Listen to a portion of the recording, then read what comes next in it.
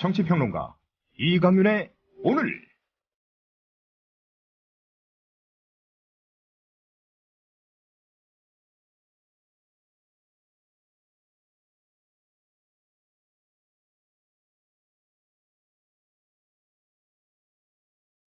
안녕하십니까, 이강윤입니다.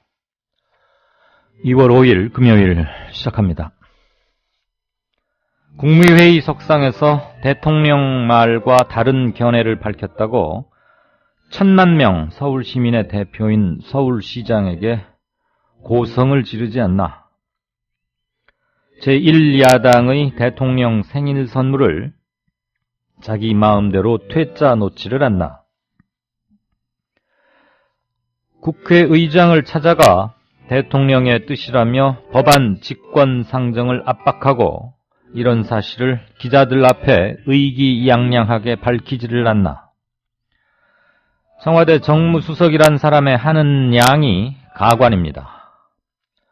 보스 눈에 들려는 풋내기 행동대장의 빗나간 과잉 충성이 딱 이런 게 아닌가 싶습니다. 대통령께서는 부디 이 정무수석 절대 자르지 말고 임기 끝날 때까지 꼭 옆에 두시기 바랍니다.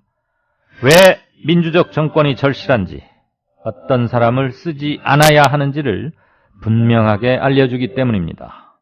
그리고 덤으로 야당을 야당답게 만드는데도 일조한다는 얘기가 한간에 퍼지기 시작하더군요. 잠시 후 시작합니다. 곰바보와 함께하는 레드향. 16브릭스 달달하게 떠오르는 레드향.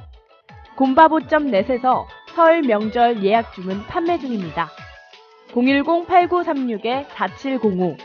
고당도 상품을 지향하는 곰바보.net에서 만나보세요. 설 명절 곰바보 레드향으로 감사의 뜻을 전해보세요. 010-8936-4705. 010-8936-4705. 지금 바로 전화주세요. 대한민국 투어.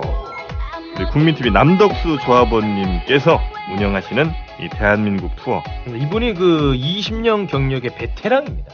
이분의 어떤 경험을 여러분께서는 그냥 버스에 앉아가지고 다 빼먹는 거예요. 20년 동안 쌓아둔 그 빅데이터. 그렇죠. 버스가 이제 28인승 최고급 리무진 버스도 있고 45인승 좀 더 많은 분들이 타실 수 있는 이런 버스도 있으니까 고급진 여행도 바로 남덕수 조합원님과 함께라면 가능하다. 문의 전화는요 1599-2686번입니다. 1599-2686. 버스 여행하면 2686이 딱 생각이 나네요, 벌써. 1599-2686번 아니면 네이버나 다음 같은 그 검색창에서 대한민국 투어 이렇게 검색하셔도 되고요. 그리고 웹사이트 대한민국 투어 한글로 쓰시면 됩니다. 대한민국 투어.kr 이렇게 검색하셔도 언제든 들어가실 수 있으니까 우리나라 국내 여행도 많이 애용하시기 바라겠습니다. 대한민국 투어였습니다. 네, 5시 3분입니다. 오늘부터 실질적인 설 연휴에 열린 거죠. 설 연휴가 시작됐고 벌써 서울 시내 주요 도로, 고속도로로 향하는 도로들, 특히 올림픽대로 교통 정체가 어마어마하더군요. 이미 고속도로도 정체가 시작됐다고 하고요. 이 시간 현재 서울에서 부산까지는 요금소 기준으로 약 6시간 20분 정도 걸린다고 하니까 평소 금요일과는 확연히 다릅니다. 부디 오고 가는데 큰 고생들 없으시기를 바랍니다. 자, 뉴스 브리핑 시작하죠. 서울역 그리고 터미널 귀성객으로 북적대기 시작했죠, 이미? 네, 그렇습니다. 민족의 최대 명절인 설 연휴를 하루 앞둔 오늘 기차역과 고속버스 터미널 등 고향을 찾는 시민으로 아침부터 북적댔습니다. 대체 공휴일로 지정된 수요일까지 총 닷새간의 비교적 긴 연휴여서 그런지 오늘 오전 서울역은 아주 혼잡한 모습은 아니었습니다. 서울역 매표 창구 위 전광판은 오전 열차에 일부 좌석과 입석표가 있음을 알리고 있었습니다. 오후 열차들은 대부분 매진이었습니다. 대합실과 승강장에는 엄마 손을 꼭 쥔 아이들이 고운 한복을 차려입어 신이 났는지 제잘거리며 노래를 부르는 모습이 곳곳에 보였습니다. 갈비 세트, 과일 상자 등 선물을 바리바리 싸들고 서둘러 발길을 옮기는 귀성객들의 얼굴에는 고향을 찾는 설레임이 가득 찼습니다. 네, 세월호 가족들, 그리고 설 민심을 잡으려는 사람들, 역이나 터미널 등지에서 부산하게 움직였죠. 네, 그렇습니다. 사람이 많이 모이는 서울역에서 설 민심을 잡으려는 움직임도 곳곳에 보였습니다. 민주노총과 시민사회단체 소속 50여 명은 서울역 안팎에서 정부의 한일 위안부 합의를 비판하고 노동개혁에 반대하는 내용의 선전물을 시민에게 나눠줬습니다. 한복을 차려입은 보수단체 회원 여성들도 2명씩 짝을 지어 서울역 주변을 다니며 시민을 상대로 경제활성화 입법 촉구 서명을 받았습니다. 한 시중은행은 복주머니에 찹쌀떡을 넣어 나눠주며 회사 이름을 알리는 등 설 마케팅에 열을 올리는 기업도 있었습니다. 네, 박원순 시장이 현기환 정무수석은 대통령을 부끄럽게 했다. 그리고 1000만 서울 시민에게 정중히 사과해야 한다. 이렇게 밝혔죠? 네, 그렇습니다. 박원순 서울시장은 지난 2일 청와대 국무회의를 끝마치고 나올 때 현기환 청와대 정무수석이 국회 상임위처럼 국무회의장을 활용했다고 복도에서 소리를 높여 굉장히 불쾌했다고 말했습니다. 박 시장은 오늘 한 언론과의 인터뷰에서 2일 국무회의에서 누리과정 예산안을 놓고 공방을 나눈 과정을 설명하며 이같이 밝혔습니다. 박 시장은 박 대통령으로부터 누리과정 예산과 관련한 비판을 받고 아무 대꾸도 하지 못했다는 주장에 대해 제가 3번을 국무회의 석상에서 말씀드렸다며 누리과정과 관련한 논란은 일종의 토론이었다고 덧붙였습니다. 특히 박 시장은 현기환 수석이 국무회의를 마친 뒤 복도를 걸어 나오는 과정에서 고함을 질렀다는 내용에 대해서도 그 얘기는 맞는 얘기라고 다시 한번 불쾌감을 표시했습니다. 박 시장에 따르면 현 수석은 복도를 걸어 나오는데 다른 국무위원들이 다 들리게 갑자기 소리를 높여 박 시장에게 왜 국무회의장을 국회 상임위처럼 활용하려 하느냐고 목소리를 높였습니다. 네, 박원순 시장. 현기환 정무수석은 사과해야 한다. 이렇게 분명히 촉구했죠? 네, 그렇습니다. 박 시장은 이에 대해 복도에서 다른 사람들이 다 들릴 정도여서 저는 굉장히 불쾌했다며 국무회의 석상에 개인 자격으로 간 게 아니고 서울시장 법적 자격으로 갔는데 오히려 그런 행위가 대통령을 부끄럽게 하는 일이고 서울 시민에게도 사과를 해야 할 일이라고 강조했습니다. 박 시장은 그러나 제가 창피할 정도로 복도를 쭉 걸어 나오면서 이건 아니라고 생각했고 그렇지만 내가 따로 대꾸하지는 않았다고 말했습니다. 네. 국회의장이 단독 권한으로 법을 처리하기 전에 여야가 합의를 해야 한다. 김종인 더불어민주당 비대위원장의 발언이죠. 네, 그렇습니다. 더불어민주당 김종인 비상대책위원장은 오늘 국회의장이 오는 12일까지 여야 간의 원만한 합의가 되지 않으면 단독 권한으로 공직선거법을 처리할 것이라고 하니 의장이 그런 행동을 하기 전에 여야가 원만히 합의해 선거법이 확정되길 촉구한다고 말했습니다. 김 위원장은 오늘 국회에서 열린 비대위 겸 선대위 회의에서 선거법이 확정되지 않아 유권자들이 자신이 어느 지역에 속하는지 방황하고 있고 출마한 분들도 마찬가지 상황에 놓여 있다며 이같이 밝혔습니다. 그는 이어 현안이 되는 각종 법안도 여당이 좀 전향적 자세를 취해 야당의 요구를 어느 정도 수용하는 자세를 보인다면 쟁점 법안도 합의에 의해 처리할 수 있지 않을까 싶다고 언급했습니다. 네, 전날 원샷법 통과에 대해서는 뭐라고 밝혔나요? 전날 원샷법이 국회 본회의를 통과한 것과 관련해 원샷법이 통과되는 과정에서 여러 이야기가 많았지만 일단 국회가 여야 합의에 의한 원샷법 통과를 만들어냈다는 데 대해 이종걸 원내대표에게 감사한다고 말했습니다. 그러면서 우리가 선거법과 연관해 원샷법을 끌어오다 보니 각종 이러저러한 이야기가 많은데 근본적으로는 여당이 지나치게 선거법에 법안을 연계했기 때문에 이러한 현상이 발생한 것이라고 주장했습니다. 이어 김 위원장은 음력설이 다가오는데 설을 맞이하면서 국민 심정은 매우 우울하다며 경제가 잘 풀리지 않고 있기 때문에 주머니 사정이 좋지 않아 국민 여러분이 많은 심려를 하고 있다는 점에서 저도 안타깝다고 말했습니다. 네. 더불어민주당의 공천관리위원회 위원장, 그러니까 뭐 옛날 알아듣기 쉽게 얘기하면 공천심사위원장쯤 되는데, 홍창선 위원장이 다른 사람들 마음에 상처 주는 일은 없도록 하겠다, 이런 말을 했어요. 참고로 홍창선 위원장은 정동영계로 분류되는 인사입니다. 홍창선 더불어민주당 공천관리위원장은 오늘 앞으로의 총선 후보자 공천 과정에 대해 남의 마음에 상처를 주지 않으면 좋지 않다는 게 제 생각이다라고 말했습니다. 김종인 비대위원장이 전날 임명한 홍 위원장은 오늘 비대위 선대위 연석회의에 참석하는 것으로 첫 공식 행보에 나서면서 사실 이게 얼마나 중요하고 엄청난 일이라는 것을 알고 있다며 이렇게 말했습니다. 홍 위원장은 또 개판이 무슨 공정성이 과연 담보되느냐, 첨예하게 민감하게 당사자들이 생각할 것 아니냐, 그래서 제가 일일이 자세히는 말씀드리기가 곤란하다며 구체적인 건 차차 말씀드리겠다고 말을 아꼈습니다. 홍 위원장은 더민주가 그동안 겪은 여러 어려움을 국민의 한 사람으로 지켜봤다며 평소 존경하는 김종인 위원장이 등장해 깜짝 놀랐고 뭔가 당이 정리 상태로 가면서 반전이 되는 것 같아 위력이 있으시구나라고 말했습니다.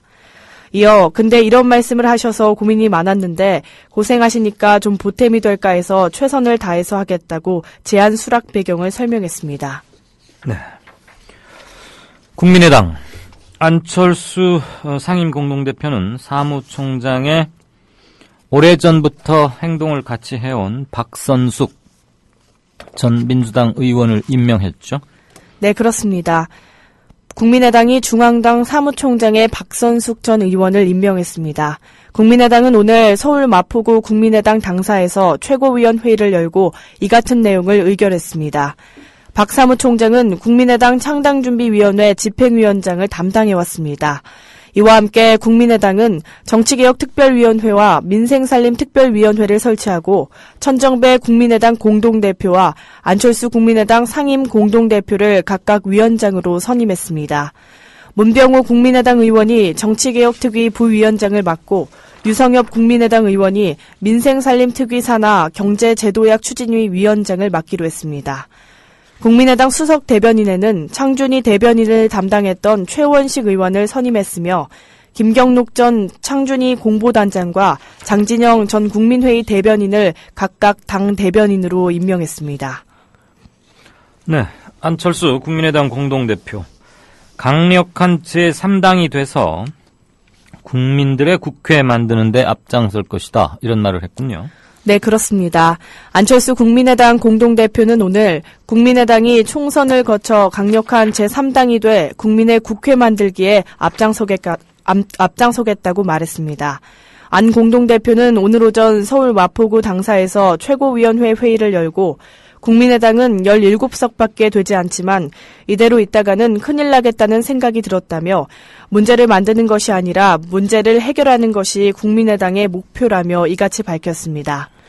그는 낙제점을 받은 국회가 끝나기 전에 누리과정, 청년 일자리 등 밀린 숙제 해결을 위해 분발해야 한다며 낡은 정치는 스스로 물러나지 않는 법인데 사람을 바꿔야 진정한 정치가 가능해진다고 지적했습니다. 이어 군림하는 정치, 정치인만을 위한 정치가 아니라 국민에 의한, 국민을 의한 정치가 될 수 있도록 하겠다며 정치의 판을 바꾸면 더 많은 분들의 국민의 미래를 위해 답을 찾는 생산적인 정치가 가능할 것이라고 다짐했습니다. 네, 원샷법 통과하는데 국민의당의 역할을 두고 말들이 많던데 이거에 대해서는 뭐라고 말했습니까? 4일 국회를 통과한 것과 관련해서는 박근혜 대통령의 얘기처럼 원샷법으로 위기가 해결되고 무언가 기적을 일으킬 수 있을 것이라 생각하지 않는다며 하지만 국회가 무조건 막아선다고 더 좋은 해법이 나오는 것은 아니라고 강조했습니다. 그는 대화와 화합의 정치를 복원하는 데 앞장서겠다며 국민의 요구와 눈높이를 기준으로 반드시 지켜야 하는 것에 대해서는 우리 입장을 분명히 하겠다고 말했습니다. 또 박 대통령은 대통령의 본분에 맞게 국정에 전념하고 국회 내부 문제에 대해서는 더 이상 간섭하지 말아야 한다며 새누리당 역시 선거구 획정과 파견법 등 쟁점 법안 통과를 연기하는 후진적인 수법을 더 이상 쓰지 말아야 하고 더불어민주당도 제1야당으로서 파견법 등 반민생 법안에 대해서는 입장을 분명히 하되 선거구 획정 등 국민을 위한 법안에 대해서는 최선을 다해야 한다고 요구했습니다. 네. 네, 정의와 국회의장이 늦어도 18일 또는 19일에는 선거구 획정안법이 처리되어야 한다. 그래야 24일부터 재외국민선거 이런 것들이 가능해진다. 그러면서 마지노 시한을 제시했죠. 네, 그렇습니다. 4일 국회 본회의에서도 선거구 획정안 처리가 이루어지지 않음에 따라 합법적 선거구 없이 선거운동을 하는 파행적 20대 총선 국면은 계속 이어지게 됐습니다. 여야 원내지도부는 오늘 본회의 후 회동에서 인구수를 정하는 시점 기준과 약간의 시도별 의석수를 제외하고는 의견 접근을 이뤘다며 오는 10일 선거구 획정을 재논의하기로 해 선거구 부재 상황은 당분간 계속되게 됐습니다. 여당은 10월 말 인구수를 기준으로, 야당은 12월 말 인구수를 기준으로 각각 의견을 조율했지만 합의를 보지 못했습니다. 여야 원내지도부는 각 당 정계특위 간사들과 의견을 다시 조율할 것으로 전해졌습니다. 정의화 국회의장과 더불어민주당 원내지도부는 오전 선거구 획정 처리에 대한 의견을 교환했습니다. 정 의장은 여야 간 합의가 이루어지지 않는다면 12일까지 기존 합의 내용을 토대로 선거구 획정 기준을 정해 선거구 획정위원회에 회부하겠다고 말했다고 이춘석 더민주 원내수석 부대표는 전했습니다. 네. 오는 24일 시작되는 재외국민 선거 일정 등을 고려하면 일주일 전인 18일이나 19일 선거법 처리가 필요하다는 게 정 의장의 구상입니다. 더민주의 본회의 참석을 독려하기 위한 발언이지만 여당에도 선거법 획정 일정에 대한 국회의장의 구상을 구체적으로 전한 셈이기도 합니다. 네, 그렇군요. 자, 서울대 교수 복직 신청했다가 여론의 비난, 문매를 맞고서 없던 일로 한다고 취소, 꼬리를 내렸는데 이런 또 다른 정종섭 교수를 막아야겠다. 여론은 높지만 현재 학내 규정으로는 그런 게 불가능하다면서요? 네, 그렇습니다. 4.13 총선에 출마한 정종섭 전 행정자치부 장관의 서울대 교수 복직 논란 이후 현직 교수들의 정치 참여를 둘러싼 논란이 계속되고 있습니다. 당선 전 선거운동 기간에도 학생들의 학습권이 침해될 수 있는 만큼 대학 스스로 폴리패서를 방지할 합리적 기준을 만들어야 한다는 지적이 나오고 있습니다. 4일 중앙선거관리위원회에 따르면 현직 교수 104명이 20대 총선 예비 후보자로 등록하고 선거운동에 참여하고 있는 것으로 나타났습니다. 이날까지 등록한 전체 예비 후보자의 8%에 해당하는데 추가 등록이 진행되고 있어 그 수는 더 늘어날 수도 있습니다. 지난달 더불어민주당에 입당해 강원도 철원, 화천, 양구, 인제 국회의원 선거 출마를 선언한 김정우 세종대 교수의 경우 올해 1학기에 신입생 세미나와 졸업연구 발표 등 온오프라인 수업 2개를 개설한 상태에서 선거운동을 하고 있습니다. 공천을 받을 경우 개강 이후 수업에 차질을 빚을 수도 있는 상황인 셈입니다. 이런 상황이 벌어지는 건 교수의 정치 참여를 보장하기 위해 현행법이 당선된 뒤 교수직에서 물러나도록 하게 할 뿐 당선 전 선거운동 기간에 대한 규정을 따로 두지 않고 각 학교 재량에 맡기고 있기 때문입니다. 문제는 다수의 학교들이 이와 관련한 자체 규정을 갖고 있지 않다는 점입니다. 특히 사립대의 경우 소속 교수가 국회의원이나 지방자치단체장이 되는 것이 학교를 위해서도 나쁜 일이 아니라는 분위기도 있습니다. 네. 교수를 하다가 국회의원이나 뭐 한 자리 당선이 되면 봉직하던 학교를 위해서도 더 좋으면 좋았지 나쁠 거 없지 않겠느냐. 그러니까 야박하게 하지 않는다 이건데 글쎄요.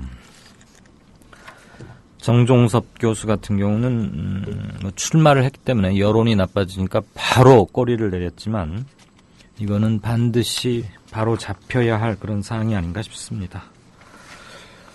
자, 유치원 어린이집 누리 예산 지금 뭐 전국 각 지자체들이 다 이것 때문에 대란을 겪고 있는데 서울의 경우는 약 5달치를 일단 긴급 편성했다고요, 예산을. 네, 그렇습니다. 서울 지역 보육 대란이 유치원과 어린이집 누리과정 예산 4.8개월치를 긴급 편성하는 방향으로 일단 수습됐습니다. 그러나 정부가 요구하는 12개월치에 한참 못 미치는 데다 시의회가 의결한 어린이집 예산을 집행하는데 교육청이 유보적인 태도를 보여 혼란이 당분간 이어질 것으로 보입니다. 서울시의회는 오늘 오전 임시회 본회의를 열어 서울시교육청이 제출한 유치원 누리과정 2개월분의 추경 예산안을 유치원과 어린이집 각각 4개월 23일분으로 수정 가결했습니다. 네, 서울시의회의 다수당은 지금 더불어민주당인데 의원총회를 열어서 예산 추경 편성을 요청했는데 교육청이 이를 거부하는 좀 그런 일이 지금 벌어졌죠? 네, 그렇습니다. 서울시의회 다수당인 더불어민주당은 전날 의원총회를 열어 유치원과 어린이집 모두 4.8개월치 예산을 추경에 편성하라고 요청했지만 교육청은 어린이집 누리 예산은 교육청 책임이 아니라며 거부했습니다. 본회의에 참석한 조희연 서울시 교육감은 어린이집 누리 예산 지원은 법령상 시도교육감의 책임이 아니라는 입장을 재차 강조했습니다. 조 교육감은 어린이집 누리과정은 중앙정부의 책임이며 교육청이 편성하면 법령 위반이고 부족한 초중등 교육의 예산도 악화한다며 보육 대란을 막고자 하는 의회의 깊은 고민을 이해하지만 부동의할 수밖에 없다고 말했습니다.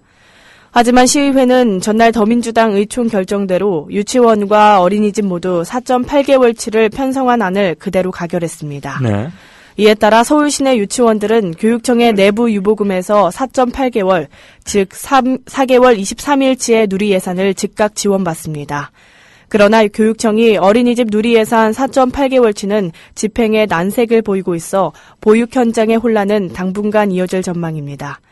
다만 어린이집에는 교육청이 방과 후 과정비 1인당 7만 원씩 총 77억 원을 서울시를 통해 지급할 방침입니다. 네, 서울시 의회와 교육청 사이의 이견, 법 해석의 문제인데 일단 조희연 교육감의 얘기가 원칙적으로는 맞고요. 일단 기본적으로 중앙정부에서 아무 소리 없이 원칙대로 집행해야 하는 게 맞습니다. 교부금이라는 것은 어디에 쓰라고 용도를 지정해가면서 주는 게 아니기 때문에 말이죠. 지금 정부에서는 다 돈 내려 보냈는데 무슨 소리냐? 그러면서 교부금 내려 보낼 때 그거 어디에 쓰라고 이렇게 표시를 해서 주었다는 주장인데요. 아시겠지만 교부금이라는 것은 어디에 쓰라고 용도를 정해서 줄 수 없는 국회 예산 관련 규정을 보면 말이죠. 그렇게 되어 있기 때문에 정부의 주장이 교묘한 듯하지만 실은 사실을 왜곡하고 있는 겁니다. 서울시에서는 일단 한 5달치 정도를 긴급 편성은 했는데 이게 원칙은 아니다. 이런 얘기군요. 자, 이건 또 무슨 얘기입니까? 헬조선, 이거 남들 얘기가 아니다. 우리 얘기다. 미국 사람들도 그런 얘기 한다면서요? 무슨 소리예요? 네, 그렇습니다. 꼭 미국 같다. 꿈은 죽었고 부자들이 모든 걸 차지했다. 워싱턴에 사는 나도 매일 14시간씩 일한다. 추가 수당은 물론이고 휴가마저 없다. 지난달 31일 워싱턴 포스트에 실린 헬조선에서 탈출, 꿈꾸는 한국 청년들 기사는 3일 새벽까지 온라인판 3개의 섹션에서 가장 많이 읽힌 기사 1위였습니다. 기사는 유교적 계급 질서로 운명이 갈리는 조선 왕조의 한국 사회를 빗댄 것이라고 헬조선 현상을 소개했습니다. 금수저, 흑수저론에 대해선 회사에서 먹고 씻고 잠까지 자도 고용 불안, 저소득 등 불안정한 삶에 시달리는 청년들의 자조가 담긴 농담이라고 보도했습니다. 노력만이 답이라는 부모 세대의 고정관념이 우리를 더 힘들게 한다는 한국 청년들의 목소리도 전했습니다. 네. 기사의 댓글이 210개 넘게 달렸습니다. 돈과 배경이 없어 노예처럼 일한다는 글이 많았습니다. 누리꾼들은 자본주의 수혜자는 상위 1%에 불과하다. 금수저들은 기부할 돈으로 월급이나 올려달라며 분노했습니다.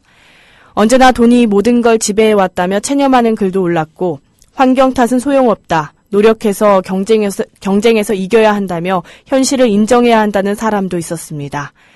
복에 겨운 소리 하네 라거나 북한에 가면 되겠다 이러면서 조롱하는 댓글도 눈에 띄었습니다. 네, 워싱턴 포스트에 실린 헬조선에서 탈출 꿈꾸는 한국 청년들. 이렇게 자세히 보도했다는 걸 며칠 전에 뉴스 브리핑에서 잠깐 언급을 해드렸는데 아닌 게 아니라 굉장히 많이 읽히고 우리와는 비교적 노동 환경, 사회 안전망 이런 것들의 여건이 좀 다르고 기회는 공등하게 보장되는 것으로들 알고 있는 미국에서도 상당한 반향을 불러일으키고 있군요. 자, 떠들썩하게 했던 7살 초등생 아들 시신 훼손 및 살인이죠. 그 관련해서 부모 둘 다 모두에게 살인죄를 적용했군요. 네, 그렇습니다. 16kg에 불과한 7살 아들을 때려 숨지게 한 뒤 시신을 훼손해 냉장고에 장기간 유기한 부천 초등생 시신 훼손 유기 사건의 피의자인 30대 부모가 모두 살인 혐의로 재판에 넘겨졌습니다. 검찰은 경찰이 살인죄를 적용해 송치한 아버지 외 어머니도 극도의 배고픔과 탈진 상태의 아들의 치료를 방치해 사망에 이르게 한 책임이 있다며 살인죄를 적용했습니다. 또 피해자인 초등생 아들의 사망 시점은 애초 알려진 2012년 11월 8일보다 닷새 전인 같은 해 11월 3일로 확인됐습니다. 인천지검 부천지청 형사 2부는 살인 및 사체 훼손, 유기, 은닉 등의 혐의로 피해자 A군의 아버지 B씨와 어머니 C씨를 구속 기소했습니다. 검찰은 사건 이후 현재 아동보호 전문기관의 보호를 받는 A군의 여동생 양육이 어렵다고 보고 이 부모의 친권 상실도 법원에 함께 청구했습니다. B씨 부부는 2012년 10월 말 부천에 있는 자신의 전 주거지 욕실에서 당시 16kg가량인 아들을 실신할 정도로 때려 숨지게 한 혐의를 받고 있습니다. 네. 부모 모두에게 살인죄를 적용했다. 경찰이 고민이 많다 이런 얘기하면 전해드렸는데 결국은 이게 또 법감정 여론에는 맞는 것 같긴 합니다. 설 연휴 동안 큰 추위는 없다고 하는데 연휴 기간 동안 날씨 예보 어떻게 나와 있습니까? 설날인 8일은 우리나라 북쪽을 지나는 약한 기압골의 영향으로 전국에 구름이 많겠습니다. 귀경길인 9일에서 10일에는 남해상을 지나는 고기압의 영향으로 전국이 대체로 맑겠습니다. 특히 8일 밤에서 10일 아침에는 서해안과 내륙을 중심으로 안개가 짙게 끼는 곳 있겠으니 귀경길 교통안전에 각별히 유의하셔야겠습니다. 연휴 기간 전국의 아침 최저기온은 영하 10도에서 영상 6도, 낮 최고기온은 1도에서 15도로 예상됩니다. 바다의 물결은 대체로 낮게 일 예정입니다. 네, 지금까지 뉴스 브리핑의 김일아 아나운서였습니다. 고맙습니다. 박 대통령은 재치 있는 유머로 주변 사람들을 안심시키며 분위기를 바꾸었습니다. 아유, 공해야 공해. 아니 기사님, 뉴스 듣다 왜 라디오를 끄세요? 대통령 동정 연예인 스캔들 동물 날씨 얘기뿐이에요. 어디 뉴스가 뉴스다워야지요. 그럼 기사님 안목에서 뉴스다운 뉴스는 뭔가요? 4대강 만든다고 하더니 죽을 4자 4대강 만들었고 나라님이 자원 외교한다며 혈세를 펑펑 써댔고 똥별들이 무기 팔아서 뒷돈 챙기고 나라가 개판 5분 전이 됐는데 이런 건 뉴스에 안 나오잖아. 뭐가 뉴스겠어요? 자고로 뉴스라는 거는 권력이 뭔지 알려주고 그 권력을 바르게 이끄는 거 아니겠습니까? 왜 이럴까요? 그게 다 권력자한테 장악당한 거죠. 기사님, 그래서 이런 세상, 이런 뉴스를 바꾸자고 해서 등장한 협동조합이 있잖아요. 네? 협동조합이요? 조합원이 사주라서 조합원 뜻에 어긋나는 뉴스를 만들 수 없는 그런 방송이에요. 오! 아니 거기가 바로 미디어 협동조합입니다. 욕하고 한숨 쉬는 것으로 그치지 말고 함께 희망을 만들어요. 미디어 협동조합 홈페이지 국민.tv 또는 서울전화 3144-0933으로 문의하세요.